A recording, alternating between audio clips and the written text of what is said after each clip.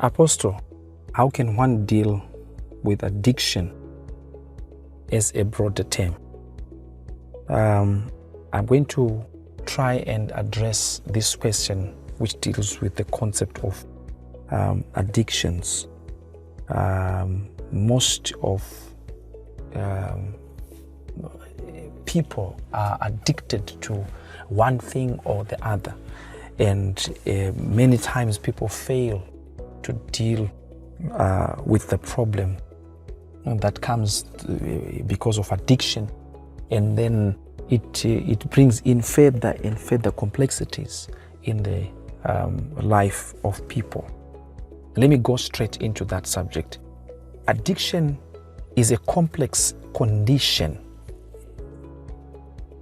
a brain disease. It's a brain disease that is manifested by compulsive substance use. People with addiction have an intense focus on using a certain substance. We're talking about things like alcohol. We're talking about things like drugs, to a level that it takes over their lives. Some, we're talking about the use of the internet. Some of the people we are talking about pornography. Some of the people we are talking about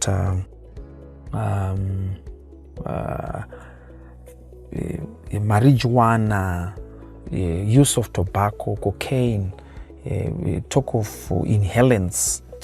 People talk about paint thinners and glue, and a lot of other things that we abuse. And when we abuse them to high levels, and then it becomes an addiction.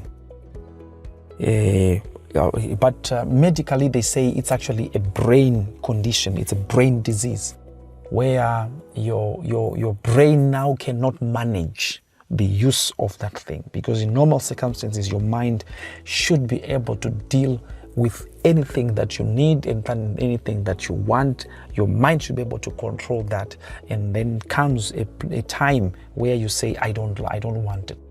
But there are situations where when your mind has to say, I have to stop using this thing or doing this thing, your brain, it does not work.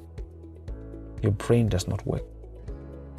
And a lot of people have been affected by that.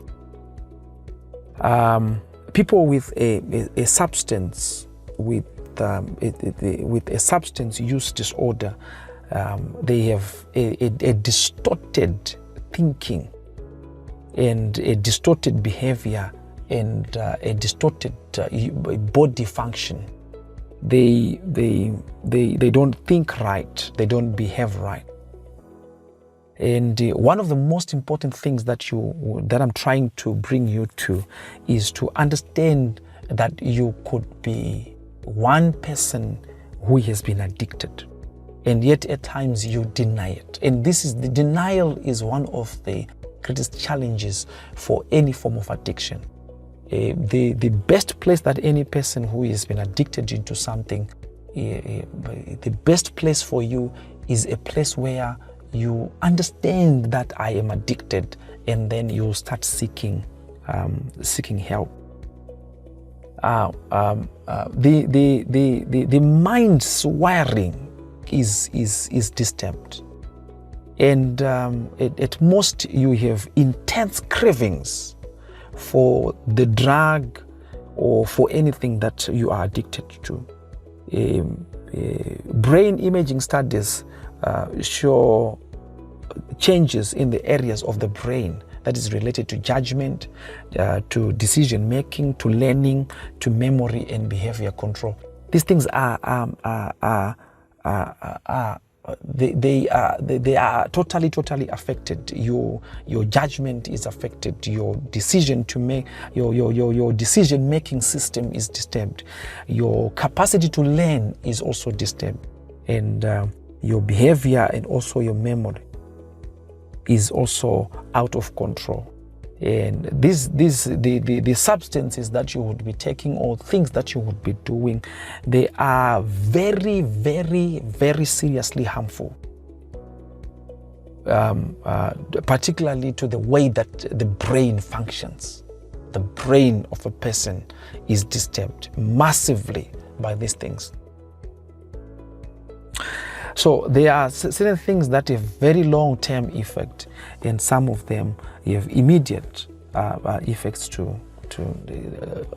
that begin to happen because of the drugs and the intoxication and certain things that will be happening to the life of a human being. What is the reason why a lot of people go into addiction? Most people take drugs mainly. Even we're talking about the internet gaming, we're talking about sex, we're talking about certain things that we do. One of the reasons is people want to feel good. It's young people call it being high, or feeling so intense pleasure in something, and then they enhance that by taking certain drugs or by overdoing certain things. Number two is to feel better. At times you're stressed, you have problems, you have challenges that you're going through in your life and you don't know how to deal with them, and then you start taking drugs or we start doing certain things to relieve stress. Number three is to improve your performance. Most people also take drugs, do all these things to try and improve their performance for a lot of things. Performance, they want to do better. Others take drugs. There are athletes, people that take drugs to try and enhance their performance, to perform better, to be able to do well and succeed. Others take drugs even for their educational career, to try and enhance the brain. And then finally you can't stop and you don't know what to do. You've been trying to improve your performance, you're taking a lot of drugs. A lot of people also do that when it also comes to the issue of sex. They want to also improve their performance, they want to be very good. And at the end of the day, they can't stop taking those drugs, and now they have problems and they have challenges. And the last thing that I've also discovered that push people to drugs or to addiction is curiosity. A lot of young people are so they are so into a lot of things that they don't know how they do and what they or how they function.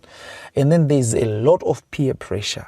There's a lot of peer pressure, people telling you, if you do this, you'll do that. If you do that, if you drink alcohol so much, this will happen. You'll feel high, you'll be happy, you'll be that. And then without you even knowing, you have fallen into an addiction. Your mind now cannot reason. Your mind cannot stop. Your mind cannot think. And you are in trouble. What are the quick symptoms of substance use disorder? Number one is impaired control. Impaired control. When you have a craving or a strong urge to use the substance or to do certain things, you have tried to stop and you can't stop. You've tried to control the use of that substance and you can't stop it. I want you to understand, at that stage, we are talking about an addiction. And you're one person that we are talking about now, and you need help. Number two, when you begin to have social problems, substance use causes failure to complete tasks. For most of us at work, people can't perform well. You can't finish your job. You can't do the right things. You can't finish your schoolwork, or homework, your social work, your activities are given up or cut back because of substance use. A lot of things now you have been disturbed. Your life has been disturbed in most cases, in most ways, and you can't do the right things. You have to understand at most that you have abused a certain substance or a certain activity, and you are not in your normal stage. There's also the risky use. Substance is used in risky settings. Continued use despite known problems. When you know that this thing is causing me these problems, when you know very well that when you do this, there is a certain problem that's going to come out of that, but you still say, I'm still going to do it, despite the risk involved, I want you to know that you are in serious danger of an addiction. Drug effects, tolerance, when you need large amounts to get the same effect. Now you drink alcohol, but you need so much to be drunk. You smoke, and now you can't stop smoking because you still can't feel the urge to stop, or you can't understand what you have done. You sleep with one person, but you still want to sleep with another person, and another person, and another person, one way or the other. If you don't feel that this is enough, you might be, in most cases, these are the symptoms that when we begin to talk to people and they explain these things, we discover that somebody is addicted. A lot of people experience mental illnesses. Or if you live with a person and that person begins to show a lot of mental disorders and mental sicknesses, I want you to also discover, or I want you to look at that from a perspective of an addiction and try to search in this person's life to understand if there was never a substance abuse or abuse of certain things in that person's life.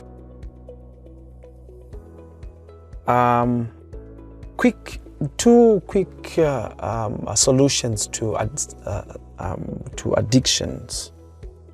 Number one is medical, and I'll not go deep into the medical systems. I'm not a doctor, but I refer you to clinics. I refer you to doctors so that they can begin to assess your life,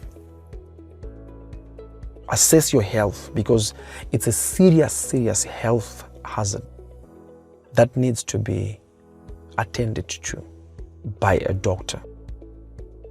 And they will prescribe to you medication that you're supposed to take that begins to clean out these effects from your body.